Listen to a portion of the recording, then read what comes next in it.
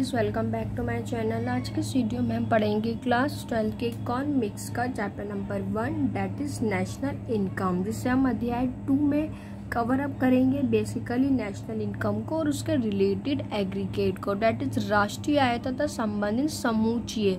सो इसमें हम समझेंगे कि बेसिकली नेशनल इनकम क्या है, देन हम उसके बाद उसके रिलेटेड एग्रीगेट्स को समझने की कोशिश करेंगे। सो जो आज का हमारा टॉपिक है वो है नेशनल इनकम। सो इससे पहले वाली वीडियो में हम लोगों ने some basic concept of national income वाले टॉपिक को समझा था कि इसके बेसिक कंसेप्ट बेसिकली कौन कौन से है। सो जो आज का हमारा टॉपिक है वो है नेशनल इनकम की नेशनल इनकम क्या होता है। सो बच्चों, अगर हम नेशनल इनकम की बात करें, राष्ट्रीय आय की बात करें, सो बच्चों हम किसी भी नेशन की इनकम को हम लोग नेशनल इनकम कहते हैं। जैसे ए की इनकम इतनी है, बी की इनकम इतनी है, ऐसे ही पूरे नेशन में रह रहे लोगों की इनकम को हम नेशनल इनकम कहते हैं। सो बच्चों, बेसिकली किसी भी कंट्री के जो नॉर्मल रेजिडेंट होते हैं, जो अभी नॉर्मल रेजिडेंट क्या होते हैं बच्चों, जो आमतौर पर हमारी कंट्री में ही रहते हैं, हमारी कंट्री से ही अर्न करते हैं, मीन्स कि हमारी कंट्री में ही कमाते हैं और हमारी कंट्री में ही खर्च व्यय करते हैं। सो इसे हम नॉर्मल रेजिडेंट कहते हैं। सो अब यहाँ पर क्या होगा कि मैं इंडिया की नॉर्मल रेजिडेंट हूँ। क्यों? क्योंकि मैं इंडिया में ही रह रही हूँ, मैं इंडिया से ही अर्न कर रही हूँ, मीन्स कि मैं इनकम जनरेट कर रही हूँ और मैं इंडिया के अंदर ही खर्च कर रही हूँ, एक्सपेंडिचर कर रही हूँ। तो ऐसे ही सब लोग जितने भी नॉर्मल रेजिडेंट हैं उनकी इनकम को हम नेशनल इनकम कहते हैं, राष्ट्रीय आय कहते हैं। सो बेसिकली ये नॉर्मल रेजिडेंट की आय का कुल जोड़ होता है। जैसे ए की इनकम इतनी है, बी की इतनी है, सी की इतनी है, ऐसे लेकर पूरी कंट्री में नॉर्मल रेजिडेंट की इनकम का टोटल ही नेशनल इनकम कहलाता है, राष्ट्रीय आय कहलाता है। सो आई होप आप लोगों को बहुत अच्छे से समझ में आया होगा कि नेशनल इनकम होता क्या है।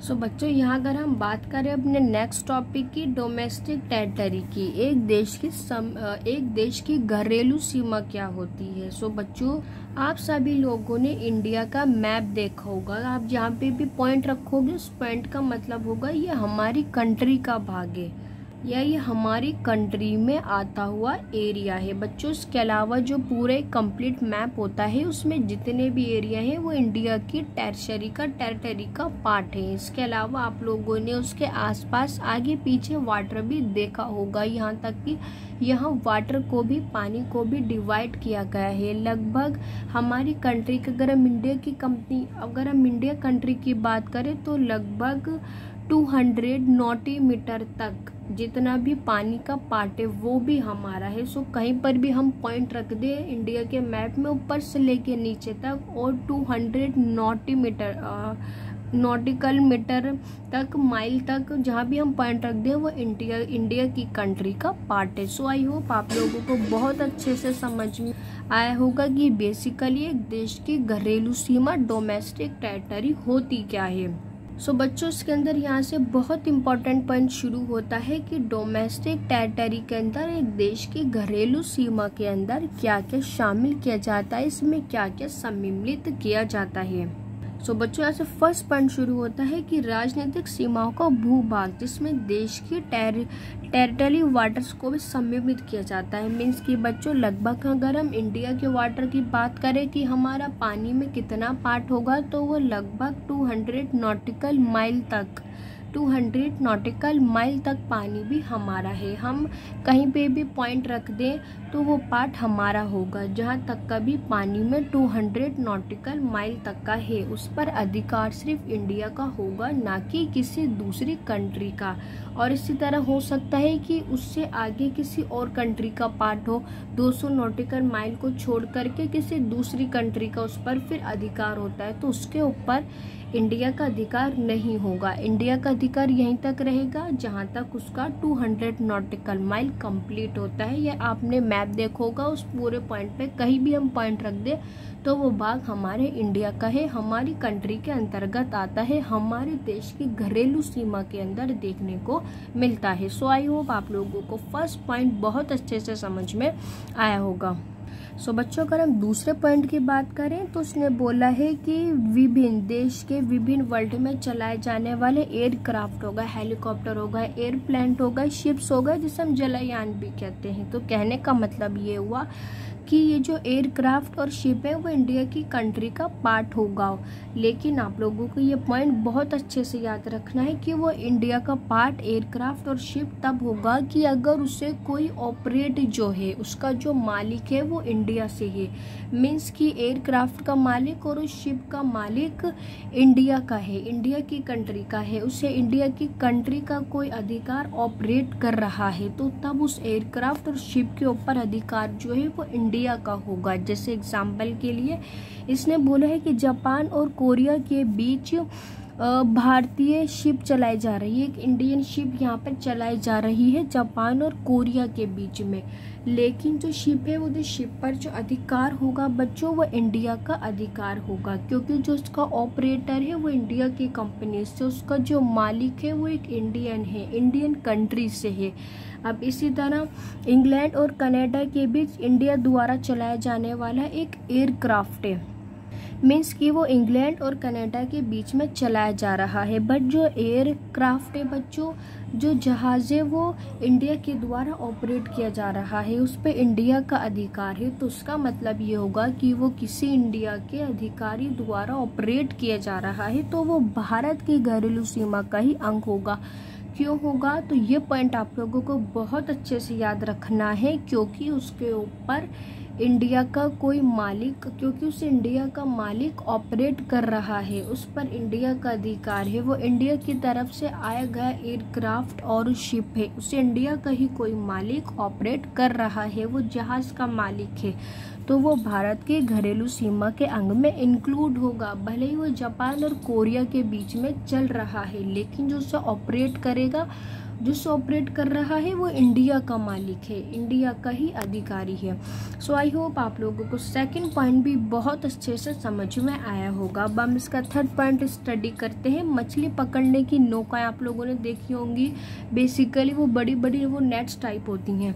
तेल देखी, इसमें बोला है तेल, प्राकृतिक गैस और फ्लोटिंग प्लेटफॉर्म जो अंतर्राष्ट्रीय सीमा में या सीमा से जो देश के निवासी द्वारा चलाए जा रहे हैं। सो आप लोगों ने देखा होगा कि वो लोग बड़े बड़े समुद्र से तेल वगैरह निकालते हैं। सो बेसिकली उस पार्ट पर भी इंडिया का ही अधिकार होगा। क्यों होगा अधिकार? क्योंकि वो हमारी घरेलू सीमा का एक अंग है, हमारी घरेलू सीमा का पार्ट है। वो एक भारतीय अधिकारी द्वारा किया जा रहा है, उसके मालिक द्वारा किया जा रहा है। बेसिकली उसको इंडिया के द्वारा ही ऑपरेट किया जा रहा है। तो इसमें जैसे मछली पकड़ने की नौकाएं हो गई, तो वो हिंद महासागर के अंतर्राष्ट्रीय जल मार्ग में चलाना, तो बेसिकली वो हमारे भारत की ही घरेलू सीमा का अंग होगा, क्योंकि वो एक भारत के मालिक द्वारा, ऑपरेटर द्वारा उस ऑपरेट किया गया है। सो उसके ऊपर इंडिया का अधिकार होगा। सो बच्चों, अगर इसके अलावा हम इसके फिफ्थ पॉइंट की बात करें तो उसने बोला है एक देश के विदेशों में स्थित दूतावास। आपने एम्बेसीज देखी होंगी। अब जैसे फॉर एग्जांपल के लिए अगर भारत के अंदर अमेरिका का दूतावास स्थित है, तो उसका मतलब ये हुआ ये वो भारत की घरेलू सीमा का पार्ट नहीं होगा, क्योंकि वो अमेरिका का है। क्योंकि अमेरिका का जो स्थित है वो हमारे देश में दूतावास स्थित है, जिसके अंदर हम मीटिंग्स करते हैं एक देश की दूसरे विदेश से। जैसे फॉर एग्जांपल के लिए हमें किसी मिशन के लिए मीटिंग करनी है, तो हम एक दूसरे के देश विदेश के दूतावास में जाकर के मीटिंग करते हैं। जैसे और इसी तरह बच्चों, अगर कहीं अमेरिका में भारत का दूतावास स्थित है, तो वो अमेरिका का पार्ट नहीं होगा, वो इंडिया का पार्ट होगा, क्योंकि वो इंडिया की दूतावास है। क्योंकि वो इंडिया की दूतावास है, तो वो इंडिया की ही कंट्री का पार्ट होगा। इसी तरह हम बहुत सारे एग्जांपल देखें, जैसे चाइना, रशिया, यूक्रेन, रूस हो गया, बहुत सारे एग्जाम्पल हमें देखने को मिलते हैं, जैसे अमेरिका, रूस हो गया। अब रूस के अंदर हमारी इंडिया का दूतावास है। अब जब रूस के अंदर हमारी कंट्री का दूतावास है तो वो रूस का नहीं होगा, तो उसका मतलब ये होगा कि वो इंडिया की ही कंट्री का पार्ट है। इसी तरह अगर रूस का दूतावास हमारी इंडिया में है तो उसका मतलब ये हुआ वो हमारी इंडिया का पार्ट नहीं है, क्योंकि वो रूस का दूतावास है तो वो रूस का ही कंट्री का पार्ट कहलाएगा। सो आई होप आप लोगों को बहुत अच्छे से समझ में आया होगा कि बेसिकली हम डोमेस्टिक टेरिटरी के अंदर एक देश की घरेलू सीमा के अंदर क्या क्या शामिल करते हैं। सो बच्चों से नेक्स्ट वाली वीडियो में हम पढ़ेंगे इस चैप्टर के नेक्स्ट टॉपिक को। सो बच्चों मिलते हैं हम लोग नेक्स्ट वाली वीडियो में, जब तक के लिए गुड बाय।